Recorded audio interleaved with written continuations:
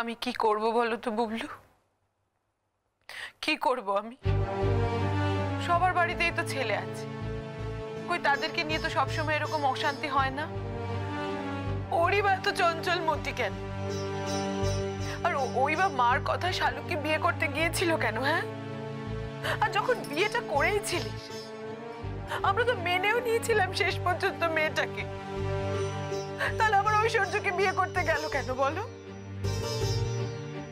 দু নৌকায় কি পা দিয়ে চলা যায়? চলা যায় দু নৌকায় পা দিয়ে? তবে আমি এখনো বলবো, আবিরের যোগ্য মেয়ে ঐশ্বর্য, শালুক নয়, কোনোদিন ছিল না। এই তুমি থামো তো। তোমার কাছে এই যোগ্য অযোগ্যের হিসেব অনেক শুনেছি, রোজ রোজ আর একই কথা শুনতে আমার ভালো লাগছে না। আমি যেমন রোজ রোজ এক কথা বলি, তোমরাও তো সেই রকম রোজ রোজ একই কথা বলো। আমি বলি ঐশ্বর্য ভালো, তোমরা বলো শালুক ভালো। আমাকে কি তোমাদের কথা শুনেই চলতে হবে নাকি? আমি জোরহাত করছি, কারুর কথা কাউকে শুনতে হবে না। জোরহাত করে বলছি, তোমাকে আমাদের কোনো কথা শুনতে হবে না। আবিরের কপালে যা আছে তাই হোক, আর ভগবান তো তোমার সাথেই আছে। তা নাহলে তো শালুকে বাড়িতে ফিরে আসবে। শালুক তো ওই বাড়িতে ফিরে আসেনি, তুমি খুশি হওনি তাতে? আর শালুকে বাড়িতে ফিরে না আসা মানেই ঐশ্বর্যর এখানে থাকাটা পাকাপাকি হয়ে গেল। না দাদা, সেটা কখনো ভেবো না। আবির আর ঐশ্বর্যকে কিছুতেই বেশি দিন এক বাড়িতে রাখা যাবে না। জোর করে দুটো মানুষকে একসঙ্গে রাখা যায় না দাদা। আমরা তো এর আগে অনেক চেষ্টা করেছি, চেষ্টা করিনি? কি হয় চেষ্টা করে? হয় না ওটা। আবির আর ঐশ্বর্য এই দুটো কখনো একসঙ্গে মেলে না। কাল রাতেও তো খুব গন্ডগোল শুনছিলাম। তাই নাকি? আমি তো কাল রাত্রে এমন মরার মতো ঘুমিয়েছিলাম। তা কে নিয়ে হলো গন্ডগোলটা? সেটা বলতে পারবো না, তবে কাল ঐশ্বর্য আবিরের ঘরে শোয়নি। ওমা, সে কি কথা? কোথায় শুয়েছিল? বাবা, এমন আঁতকে উঠলে যেন মনে হলো তোমার হার্ট অ্যাটাক করে গেছে। আশ্চর্য তো, তুমি সব সময় আমার সঙ্গে এইভাবে কথা বলো কেন? কিভাবে বললাম? তুমি যেরকম বললে তাই বললাম। আচ্ছা বড় বৌদি, আমাদের বাড়িতে কি অন্য কোনো ঘর নেই? আরো তো ঘর ছিল, ওখানেও তো থাকতে পারতো। শালুক ছিল না? শালুক তো কতদিন আলাদা আলাদা থেকেছে। একদিন তো নয়, মাসের পর মাস, দিনের পর দিন থেকেছে এরকম ভাবে। তুমি এমন ভাবে কথাগুলো বলছো বড় বৌদি, যেন মনে হচ্ছে সত্যি সত্যি ঐশ্বর্য এক রাস্তায় শুয়েছিল। সেটা তো নয় বড় বৌদি। এতগুলো ঘর রয়েছে, যে কোনো একটা থাকতে পারে না?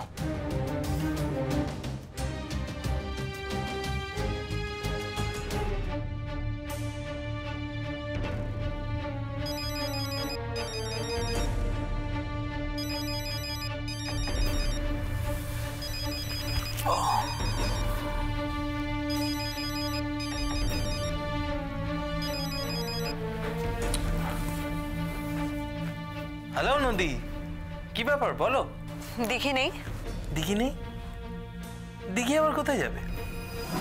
আজকে তো কলেজ ছুটি। দিঘিকে ফোনটা দাও। কেন? আমার সাথে কথা বলতে ভালো লাগছে না?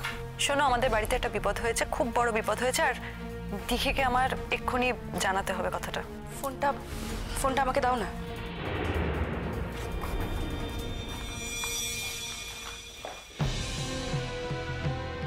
শোনো দিঘি, কথা বলো না। আমি যেটা বলছি সেটা শোনো। তুমি কথা বললে বিপদ আছে। হ্যাঁ, আর কি বিপদ জানতে চাও না, কারণ তুমি সেই বিপদের মধ্যেই আছো। হায় ভগবান, হায় ভগবান, আমি এখন কি করব?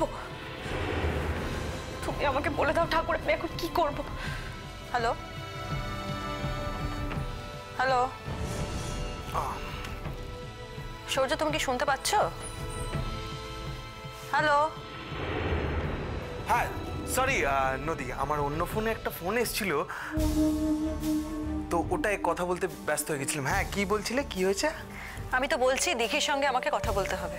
আরে বস, দিঘির সাথে তো কথা বলবেই, কিন্তু তোমাদের বাড়িতেই যে বিপদটা ঘটে গেছে তা তো নয়। আমাদের বাড়িতে একটা ছোট্ট বিপদ ঘটে গেছে। কি হয়েছে? দিঘির কি হয়েছে? দিঘি ভালো আছে তো? হ্যাঁ, সেরকম কিছু না, ওই দিঘি বাথরুমে একটু স্লিপ করে পড়ে গেছে। তুমি কি বলতে চাইছো? রোজ রোজ দিঘি এভাবে পড়ে যাচ্ছে? কই আগে তো কোনোদিন এভাবে পড়ে যেত না। রোজ রোজ পড়ে যাচ্ছে মানে? শোনো, আগের দিনও সারা শরীরে দিঘির আমি কাটা দাগ দেখেছি, আর দিঘি আমাকে সেই দিনও বলেছিল ও নাকি পড়ে গেছে অন্ধকারে। আর বলো না, তোমরা তোমাদের বোনকে ঠিকঠাক খেতে দাওনি, দুর্বল লাগছে, এই এত স্ট্রেস নিতে পারছে না। বুঝতেই তো পারছো বিয়ের পরে মেয়েদের চাপটা কেমন বেড়ে যায়। স্বামীকে খুশি করা, পরিবারকে খুশি করা, কাজের জায়গায় খুশি রাখা লোকজনকে, আর সারাদিন খাটাখাটনি করার পর রাত্রিবেলা তো ঘুম হয় না, তাই না? আর নতুন বর কেনই বা ওকে ঘুমোতে দেবো? হ্যাঁ শোনো সূর্য, এই ধরনের বাজে কথাগুলো তুমি এখন বন্ধ করবে। আমরা কিন্তু এখন খুব বিপদের মধ্যে আছি। এই সরি, আমি না শুনতে পাইনি। হ্যাঁ, কি বলছিলে তুমি? কার কি হয়েছে? হ্যাঁ, আবির খুব অসুস্থ, ও হসপিটালাইজড। তুমি প্লিজ দিঘিকে ফোনটা দাও। ও যদি পড়ে গিয়েও থাকে, ওর তো ফোনটা ধরতে কোনো অসুবিধা নেই। আর বলো না, ওকে জাস্ট একটা স্ট্রং ঘুমের ওষুধ দিয়েছি, বেচারি খুব ব্যথায় কষ্ট পাচ্ছিল, বুঝলে তো? তো আমি বলছিলাম তোমার যা বলার আমাকে বলে দাও, দিঘি উঠলে আমি ওকে খবরটা দিয়ে দেবো। বলো না, কার কি হয়েছে বলো না। জান কেমন আছে? দাও না প্লিজ, প্লিজ একটু ফোনটা দাও না, প্লিজ একটু দাও না। আরে ওই তো দিঘির গলা, আমি তো স্পষ্ট শুনতে পাচ্ছি দিঘির গলা।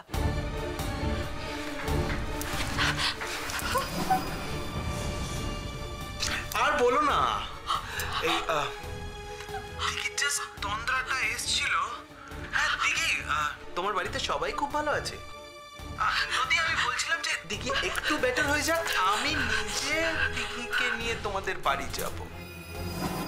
তুমি সব কি বলছো সূর্য? হ্যাঁ নদী, তুমি যা বললে আমি তো তাই বললাম। তুমি বুঝতে পারছো না যে দিঘিকে এখন টেনশনে রাখা যাবে না, দিঘি একটু বেটার হয়ে যাক, তারপরে। সূর্য, সূর্য প্লিজ তুমি একবার দিঘিকে ফোনটা দাও। আমি দিঘির খবরটা শুনলাম, ওর সাথে একবার কথা বলবো না আমি? না না নদী, দিঘি এখন অনেক বেটার, তোমরা কোনো চিন্তা করো না, কোনো টেনশনে কিছু নেই। আচ্ছা বলছিলাম যে বড় মামুর তো একটু জ্বর হয়েছে, তোমরাই তো বলছো কোনো টেনশনের কারণ নেই। বাই দ্য ওয়ে, বড় মামু ওষুধ টষুধ ঠিকঠাক খাচ্ছেন তো? সূর্য, সূর্য প্লিজ, প্লিজ সূর্য প্লিজ একবার দাও, প্লিজ প্লিজ তোমার পায়ে পড়ে সূর্য প্লিজ একবার দাও না ফোনটা।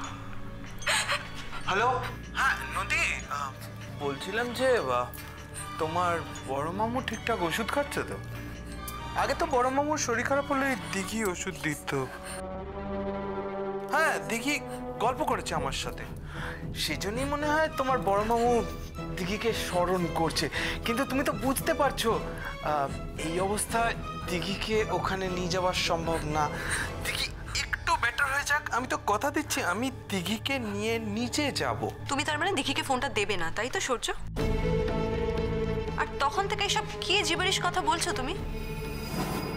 আমি তো দিঘিকে চাইছি, দিঘিকে খবরটা দেওয়া আমার খুব দরকার সূর্য। তুমি তো বেশ বুঝদার মেয়ে নদী, বেশ আন্ডারস্ট্যান্ডিং। আরে এরকম রেশনাল মেয়ে আজকালকার দিনে তো দেখাই যায় না।